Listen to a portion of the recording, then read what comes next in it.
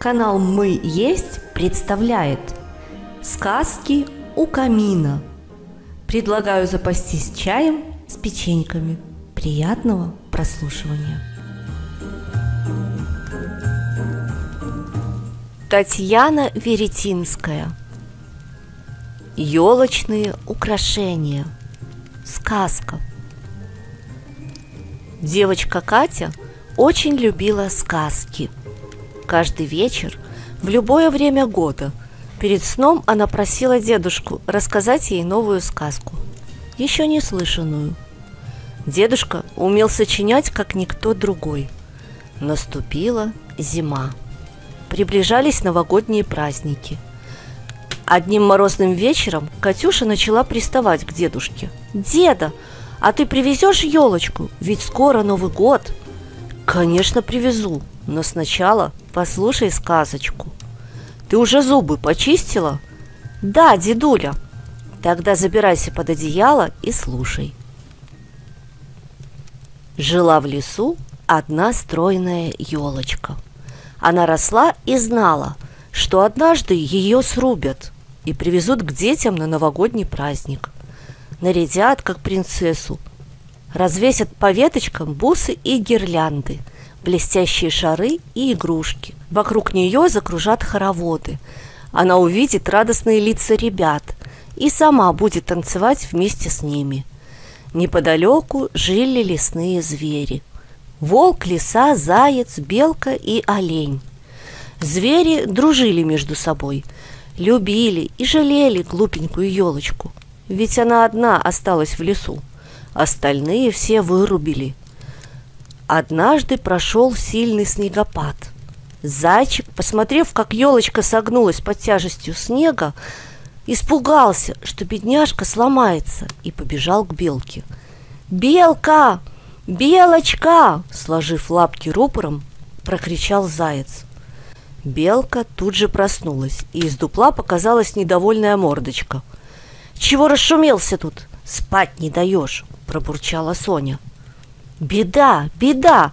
— кричал зайчик. «На нашу елочку столько снега нападало, что она вот-вот сломается. Надо скорее найти оленя, чтобы сбросил эту снежную шапку».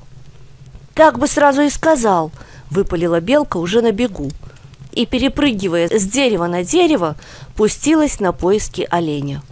Только серый хвостик замелькал то тут, то там. Олень быстро примчался на помощь и спас любимицу из снежного плена.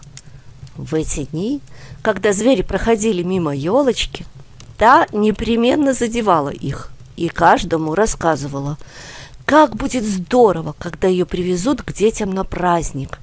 Чему тут радоваться? Вот глупышка. Срубят ведь под корень, а после праздника окажется никому не нужным засохшим деревом, говорил волк. «Да, наивная маленькая елочка. Мне ее даже жалко», — вздыхала лисичка. Приближался Новый год. И вот солнечным морозным деньком, когда до праздника оставалось 2 дня, услышала елочка мотор машины лесника. Он каждый год в это время приезжал за сестричками. Напряглась елочка, затрепетала каждой иголочкой. Настал ее час. А лесник вышел из машины, обошел кругом и сказал: «Ну, слава богу, запретили вырубку новогодних деревьев. Расти, моя красавица!» Сел в машину и уехал. «А как же я?» — крикнула вслед елочка. «А как же Новый год?» Белка услышала слова лесника, с радостной вестью помчалась по лесу. Рассказала друзьям, что их красавицу не заберут, и она останется с ними жить. Скоро собрались все возле елочки и застали ее в слезах. «Она плачет», — пожал плечами серый волк. «Почему?» — удивился олень. «Завтра веселый праздник, не плачь», — утешали ее зайцы с белкой. «Да, какой же это праздник без огней, без игрушек и бус», — не унималась глупышка. Все успокаивали елочку как могли, а она не унималась. Так в слезах и уснула. Дедушка, а мы елочку нарядим, гирлянду повесим, да, дедушка? Конечно, согласился старичок. Ну, слушай дальше. Собрались тогда все звери в кружок и стали совещаться.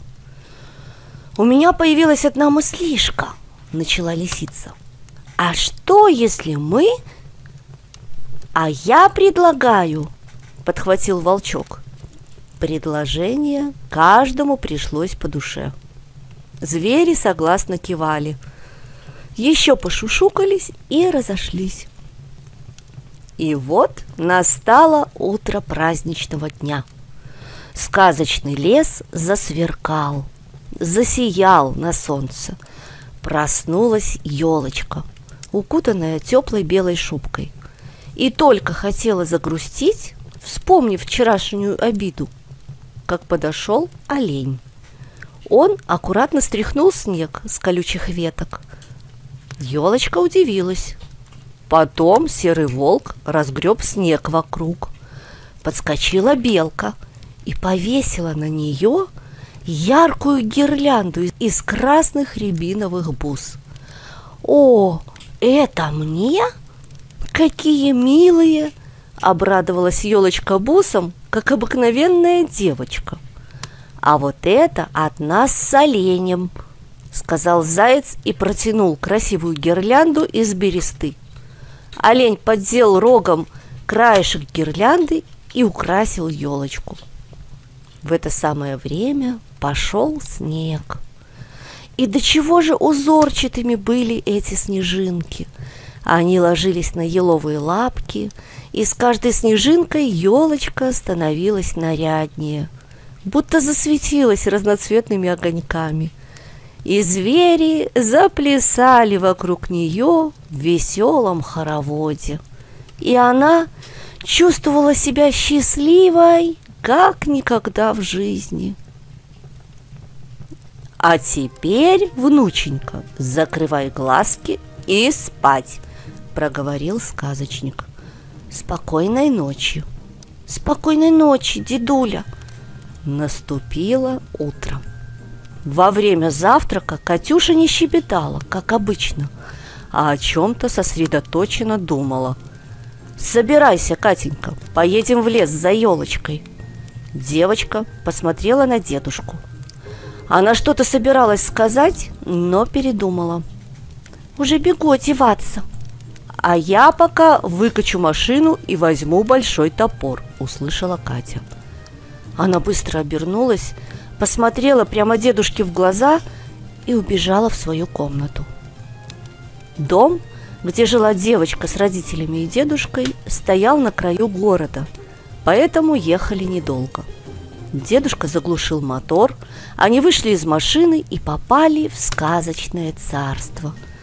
На заснеженной полянке каждая травинка, одетая в белоснежный убор, искрилась на солнце. В кронах высоченных сосен завтракала стайка свиристелей. Они шелушили шишки, переговариваясь, посвистывали. «А вот и наша елочка», — сказал дедушка. «Смотри, как согнулась под снегом, прямо как в твоей сказке, деда. А давай поможем ей освободиться от тяжести. Только как мы это сделаем?» «А вот как!» Дедушка нашел длинную палку и стряхнул снег с елки. Она сразу же приободрилась, замахала лапами от радости. «Красивая, правда?» «Да, дедушка, очень хорошая». «Вот мы ее и срубим. Сейчас я из багажника топор принесу», — сказал старик и направился к машине. И тут девочка бросилась к деду. «Нет, не надо, она живая!» Хитрый сказочник будто этого и ждал. Он обернулся к внучке. «Так что, не будем рубить?» «Не будем, деда. Я всю ночь думала, елочка ведь живая. Весной и летом она растет, осенью засыпает, зимой спит. В ней течет сок, как у людей кровь. Разве можно ее лишать жизни?» «Нельзя, это точно. Все правильно ты говоришь. Жаль, что нам нечем украсить ее к празднику. Может, она тоже будет плакать, как та глупышка из сказки. А посмотри в машине. Я вчера купил тебе набор елочных игрушек. Если не жалко, можем ими украсить эту лесную красавицу. Устроим ей праздник? Здорово! Катя метнулась к машине, достала с заднего сиденья коробку с зеркальными шарами и помчалась обратно к деду. «Мне совсем не жалко, ни капельки!» – кричала девочка, на ходу раскрывая коробку. Вдвоем они повесили на зеленые лапки игрушки, слепили пару снеговиков, чтобы елочка не скучала, и поехали домой. А знаешь, Катюша, мы сейчас заедем в магазин и купим красивую синтетическую елочку. Закрепим на ней гирлянду с разноцветными лампочками и встретим Новый год. Ура! А живая пускай подрастает. Потом, когда станет взрослой, на ней появятся шишки. Шишки созреют, из них выпадут зернышки, прорастут в земле и появится много-много елочек. Целый лес, да, дедушка? Да, моя умница, да. Ты сегодня поняла, что вся природа вокруг нас живая, и людям нужно бережнее к ней относиться, как к лучшему другу, потому что общение с природой – самая надежная радость в жизни человека. Мне сейчас на ум пришли строчки замечательного русского поэта и писателя. Вот послушай. Дерево, трава, цветок и птица не всегда умеют защититься. Если будут уничтожены они, на планете мы останемся одни. Деда, я буду теперь всегда защищать природу. Теперь я спокоен за нашу планету, сказал дедушка и погладил внучку по голове.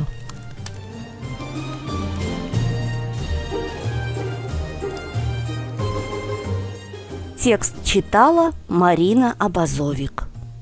Звукорежиссер и специалист по монтажу Леонид Абазовик.